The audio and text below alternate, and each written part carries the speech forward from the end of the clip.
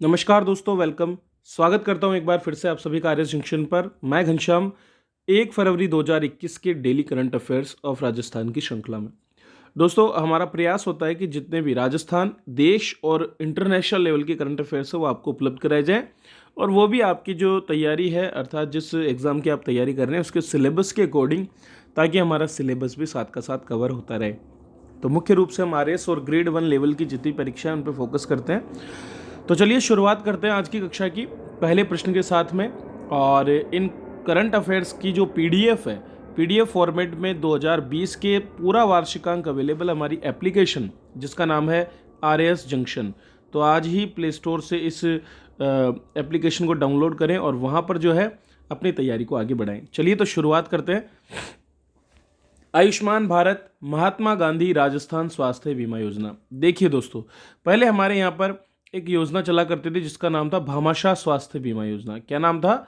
भामाशाह स्वास्थ्य बीमा योजना। पिछली सरकार के द्वारा ये योजना शुरू की गई थी, और इसके अंतर्गत जो है 30,000 रुपये से लेकर के 3 लाख रुपए तक का निःशुल्क इलाज देना शुरू किया गया था।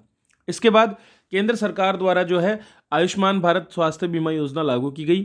ऐसी परिस्थिति में इन दोनों योजनाओं को सम्मिलित रूप से मिला करके राजस्थान में आयुष्मान भारत महात्मा गांधी राजस्थान स्वास्थ्य बीमा योजना लागू की गई थी। हाल ही में 30 जनवरी को इसके नए चरण का शुभारंभ किया गया है। तो ये कथन बिल्कुल सही है। बीमा कवर 3.30 लाख से बढ़ाकर के 5 लाख कर दिया गया, ये भी बिल्कुल सही है। तो जिस प्रकार से आयुष्मान भारत में 5 लाख का बीमा मिल रहा था, वो वर्तमान में हमारे यहाँ नहीं मिल रहा था, तो अब वो भी मिलना शुरू हो गया है। निःशुल्क बीमारी पैकेजों की संख्या 1401 से बढ़ाकर के अब 1576 कर दी गई है। तो आंसर जो हमारा हो जाएगा उपरोक्त सभी, क्योंकि ये सारे ही प्रश्न जो हैं वो सही है। अभी थोड़ा डिटेल में बात कर लेते हैं तो क्या क्या बदलाव हुए हैं। सबसे पहले तो नया चरण शुरू हुआ है 30 जनवरी 2021 से, ये याद रखना है। सेंटेंस बेस्ड क्वेश्चन आ सकते हैं।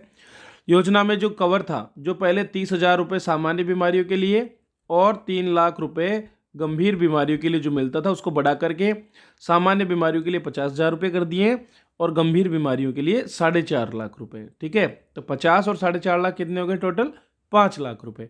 5 लाख रुपए का कवर 1 वर्ष के अंतर्गत कोई भी परिवार जो है उठा सकता है। योजना में बीमारियों की संख्या 1401 थी, बढ़ा करके 1576 कर दी गई है। योजना का लाभ प्रदेश के 1,10,00,000 परिवारों को मिलेगा। अब देखो, जितने भी जो अन्य राज्य हैं वहाँ पर जो आयुष्मान भारत योजना है, उसमें केवल जो सोशल एंड इकोनॉमिकल जो सेंसस हमारी है, ठीक है, सामाजिक और आर्थिक आधार पर जो जनगणना है, उस जनगणना जो है उसके आधार पर जो लाभार्थी हैं उनको मिलता है। हमारे यहाँ पर अलग है। हमारे यहाँ पर क्या है, सामाजिक आर्थिक जनगणना के परिवारों के साथ साथ जो राजस्थान के NFSA national food security scheme जो है, एक्ट जो है, उसके अंतर्गत जो राष्ट्रीय खाद्य सुरक्षा योजना है, उसके लाभार्थियों को भी मिलता है। दोनों को हम कवर करते हैं। एनएसएफए के लाभार्थियों का जो प्रीमियम है, उसका पूरा पैसा कौन देती है? राजस्थान सरकार। मतलब 1662 रुपये वास्तविक प्रीमियम है, वो पूरा राजस्थान सरकार देती है।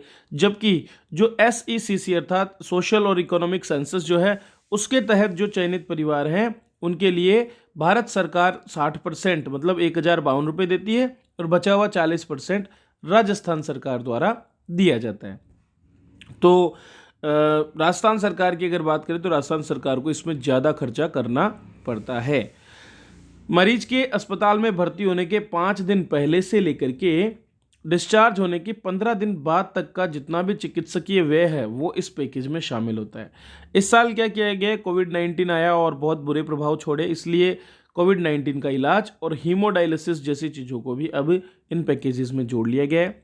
इस योजना को सबसे पहले 1 सितंबर 2019 से भामाशाह स्वास्थ्य बीमा योजना के साथ मिला करके आयुष्मान भारत महात्मा गांधी राजस्थान स्वास्थ्य बीमा योजना के रूप में लागू किया था। तो ये बेसिक सी जानकारी है इस योजना के बारे में, आपको पता होना चाहिए। और कुछ सेंटेंस बेस्ड क्वेश्चंस कई बार पूछ लिए जाते हैं, तो इनको याद भी आप साथ के साथ करते रहें। और इसी तरह से हमने हमारे वार्षिकांक में भी क्वेश्चंस को समावेशित किया है, ताकि डिटेल्ड आप है ना पढ़ाई अपनी कर सकें। चलिए अगला प्रश्न देखते हैं। अंतर्राष्ट्रीय मुद्रा कोष IMF, उसने जो है वर्ष 2020-21 के लिए, अर्थात जो करंट फिस्कल ईयर चल रहा है ना अभी, क्योंकि 1 अप्रैल से शुरू होता है हमेशा, तो 1 अप्रैल 2020 से लेकर के और 31 मार्च 2021 तक के जो पीरियड का जो टाइम है, उस टाइम के लिए आपकी भारत की विकास दर का अनुमान बताया है 11.5%। चलो ये भी बहुत अच्छी बात है। तो जो नकारात्मक दर हमारी चली गई थी उसको अब सकारात्मक रूप से दर्शाने का प्रयास अंतर्राष्ट्रीय मुद्रा कोष ने किया है। अंतर्राष्ट्रीय मुद्रा कोष ने इस वर्ष भारत की विकास दर 11.5% रहने का अनुमान किया है। अगर ऐसा सही होता है तो कोरोना संकट के दौर में भारत एकमात्र ऐसा देश होगा जिसकी वृद्धि दर दहाई पर होगी। इसके साथ ही भारत सबसे तेजी से विकसित होने वाला अर्थव्यवस्था बन चुका है। पिछले वर्ष भारतीय अर्थव्यवस्था की वृद्धि दर का अनुमान 8% था। कोष ने ताजा अनुमान में कहा है कि इस वर्ष चीन की वृद्धि दर 8.1%, स्पेन की 5.9% और फ्रांस की 5.5% रहने का अनुमान व्यक्त किया है। अंतर्राष्ट्रीय मुद्रा कोष के अनुसार अगले वर्ष यानी 2022 में भारतीय अर्थव्यवस्था की वृद्धि दर 6.8%, जबकि चीन की 5.6% रहने की संभावना बताई है। चलिए आगे बढ़ते हैं। निम्नलिखित में से किसे एशियाई क्रिकेट काउंसिल का नया अध्यक्ष चुना गया है? दोस्तों बीसीसीआई के अध्यक्ष जय शाह जो है उनको एशियाई क्रिकेट काउंसिल का अध्यक्ष भी अब चुन लिया गया है। तो शाह सबसे कम उम्र अर्थात 32 वर्ष की आयु में एसीसी के अध्यक्ष बनने वाले पहले व्यक्ति बन गए। बांग्लादेश के नजुमुल हसन के स्थान पर उनको जगह दी गई है। एसीसी अर्थात एशियन क्रिकेट काउंसिल जो है वो एशिया कप टूर्नामेंट के लिए उत्तरदायी होती है। इस तरह के जो भी आयोजन है वो इसी के द्वारा करवाए जाते हैं। कोविड-19 महामारी के कारण 2020 में एशिया कप होना था जून में, लेकिन वो स्थगित हो गया। ये पाकिस्तान में होना था, लेकिन अब ये श्रीलंका या बांग्लादेश में होगा। क्रिकेट काउंसिल की बात करें तो ये 1983 में स्थापित हुआ था। क्रिकेट संगठन है, क्रिकेट को बढ़ावा देने और एशिया में क्रिकेट के खेल को विकसित करने के लिए ये काम करता है। तो बेसिक सा प्रश्न है, जय शाह को एसीसी का भी अध्यक्ष चुन लिया गया है, पूछा जा सकता है। इंडिया जस्टिस रिपोर्ट 2020 देश भर में न्याय की स्थिति को देखने के लिए एक रिपोर्ट बनाई गई है जो राज्यों का तुलनात्मक अध्ययन करती है, और इस बार महाराष्ट्र इस रिपोर्ट में पहले स्थान पर रहा है। हाल ही में टाटा ट्रस्ट ने centre for social justice, common cause नामक एक गैर सरकारी संगठन, दक्ष नामक संगठन, विधि सेंटर फॉर लीगल पॉलिसी और राष्ट्रमंडल मानवाधिकार पहल, कितने हो गए? 1 2 3 4 5 और 6, टोटल 6 संगठनों ने मिलकर के रिपोर्ट को तैयार किया है। रिपोर्ट क्या करती है? रिपोर्ट जो हमारी जो न्याय वितरण प्रणाली, जस्टिस डिलीवरिंग की जो सिस्टम हमारा है, उसके 4 पिलर्स क्या क्या? न्यायपालिका, पुलिस, जेल और कानूनी सहायता, इन चारों में कुल 53 संकेतकों पर आधारित राज्य की रैंकिंग को दर्शाती है। 18 राज्यों में महाराष्ट्र लगातार दूसरी बार शीर्ष स्थान पर रहा है। पिछले साल भी था, उसके बाद तमिलनाडु और तेलंगाना। ठीक है, सबसे लास्ट की बात करें तो उत्तर प्रदेश रहा है। राजस्थान इस बार पिछले साल 14वें स्थान पर था, इस साल 4 स्थानों का सुधार करते हुए 10वां स्थान प्राप्त किया।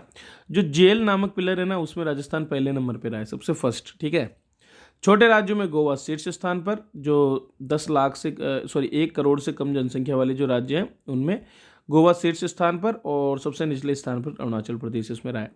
इस पर डिटेल्ड एक जो क्लास है वो मैं ले लूँगा, तो आप उस क्लास को जरूर देखिएगा ताकि आप अपना कंप्लीट जो है कवरेज इसमें कर सकें।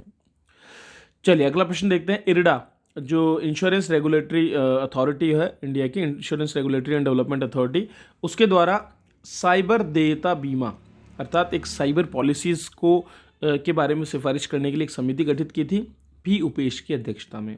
इस समिति ने अभी हाल ही में अपनी रिपोर्ट दी है और समिति ने कहा है कि साइबर बीमा पॉलिसी एक लाई जानी चाहिए जो कि सभी प्रकार के जो साइबर बीमा विभिन्न बीमा कंपनियों द्वारा किए जाते हैं उनको कवर अप कर सके। साइबर बीमा पॉलिसी क्यों चाहिए? क्योंकि दोस्तों कोविड-19 के वर्तमान दौर में आप देख सकते हैं कि डिजिटल ट्रांजैक्शंस का प्रचलन बढ़ा है और पिछले वर्ष चीन के बाद भारत में सबसे ज़्यादा ऑनलाइन बाजार बढ़ा है। ऐसी परिस्थिति में आवश्यक है कि एक साइबर बीमा पॉलिसी हो जिसके अधीन ही ऐसी बीमा पॉलिसीज़ जो हैं वो दी जा सकें।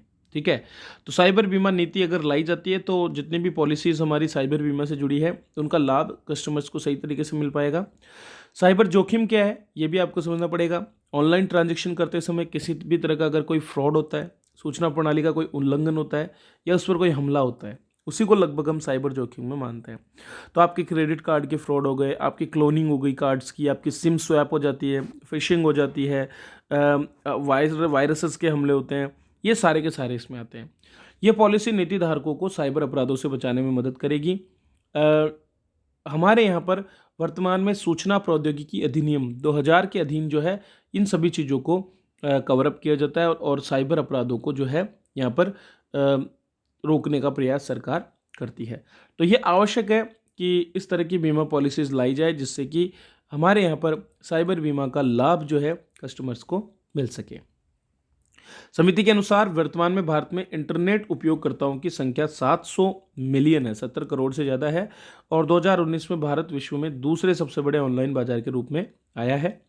अगर इस तरह की साइबर बीमा पॉलिसीज आती हैं तो उनमें फंड्स की चोरी, आइडेंटिटी थेफ्ट, आपकी जानकारी पहचान का जो है थेफ्ट हो जाए, social media cover, cyber stalking मतलब जो धमकाया जाता है लोगों को, साइबर स्टॉकिंग एक टर्म है, ऑनलाइन आपका पीछा किया जाता है और आपको धमकाया जाता है। मालवेयर कवर, मालवेयर्स ऐसे बहुत से सॉफ्टवेयर्स होते हैं जो है बैकग्राउंड में डाउनलोड हो जाते हैं और उसके बाद में आपकी जो इम्पोर्टेंट जानकारी है उसको चुराते हैं। फिशिंग कवर, फिशिंग में ईमेल भेजे जाते हैं, फ्रॉड ईमेल, और उनके लिंक कहीं और आपको ले जाते हैं जहां से आपका डेटा चोरी होने का खतरा रहता है। डेटा ब्रीच और प्राइवेसी ब्रीच कवर जैसी चीज़ें सम्मिलित इसमें होती है। तो इसी को बढ़ावा देने का प्रयास इस नीति के अंतर्गत किया जाएगा। चलिए दोस्तों, तो यहाँ पर मैं विराम लेना चाहूँगा क्योंकि हमारे करंट अफेयर्स पूरे हो गए। उम्मीद करता हूँ ये अच्छा लगा होगा, लेकिन ये मुझे कब पता चलेगा जब आप इसे लाइक और शेयर करेंगे। इसके साथ ही आप ज़रूर विजिट करें हमारी एप्लीकेशन RS जंक्शन और वहाँ से हमारी करंट अफेयर्स की 500 से भी अधिक पेज की एक पूरी बुक का फ़ायदा उठाएं जिसमें 1500 से ज़्यादा पिछले वर्ष के प्रश्नों को संग्रहित किया गया है। एक स्थान पर आपकी सारी तैयारी जरूरत की चीज़ें उपलब्ध है। तो चलिए इसी के साथ मैं आपसे विदा लेता हूँ। मिलते हैं फिर से, तब तक के लिए आप सभी का बहुत बहुत धन्यवाद।